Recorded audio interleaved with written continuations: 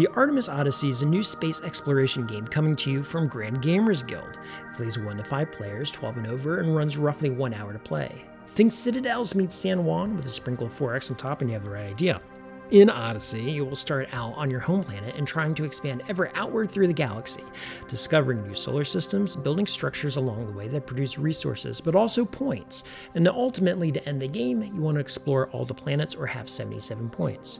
But to begin with, you're given action cards that allow you to build colonies, factories, ships, terraformers, travel, gain resources, exchange resources, and score for your already built structures.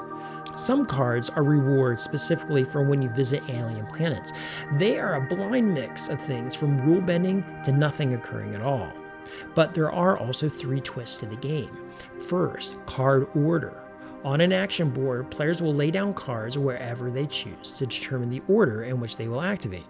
You might place some in earlier slots to get resources early, middle slots possibly to build, and some in later slots to score points.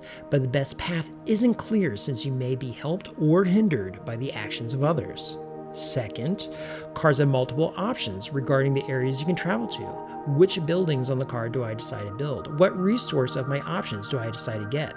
This gives you just enough wiggle room to get out of jams should previous cards not unfolded the way you wished, but this also has implications for the third twist.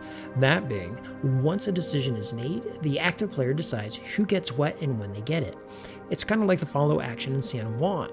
When you pick the option you want, the other players can follow, but usually to a less substantial degree.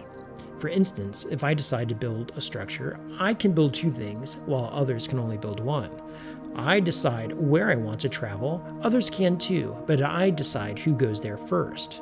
And with limited planets, that means I will block some people from getting into that solar system. And if you aren't in the solar system, then you can't build. And if you can't build, you can't produce. And if you can't produce, then you can't get resources to build further. The cycle goes on, and it is diabolical. After all the cards have been activated, the round ends and the owner of the last score card becomes the first new player. You're going to do this, like I said before, until someone reaches 77 points or all the planets have been explored. For the most part, the multiplayer modes are exactly the same, but there is a solo mode that plays differently and I recommend it for learning the game. In it, instead of another player, you'll be competing against accomplishing goals that will be a mix of in-game achievements and scoring thresholds. All of this is done within 13 rounds. So what are my ultimate thoughts here? Well, multiplayer solitaire, it is not. It is highly interactive, it is very competitive. The concepts are easy to grasp, though it does have details to keep in mind. Things like, I can only build a colony if I have a ship or a transformer present. And what do I need to build that? Well, I need these certain resources. There's many steps to link together to make things happen. Ultimately, it's a very well made game, and it's a mix of ideas I haven't played before, even though the concepts feel familiar. Namely, the order of actions like Citadels, the follow actions like San Juan. But if you like space games, if you're a cool straight-up competition, if you enjoy Citadels and San Juan, then I think you're going to dig this. So once again, that's Artemis Odyssey. This isn't a rules video, but if you do have questions about rules, let me know. I'm happy to help. And until next time, friends, be well, leave comments, and I'll answer them all. Bye.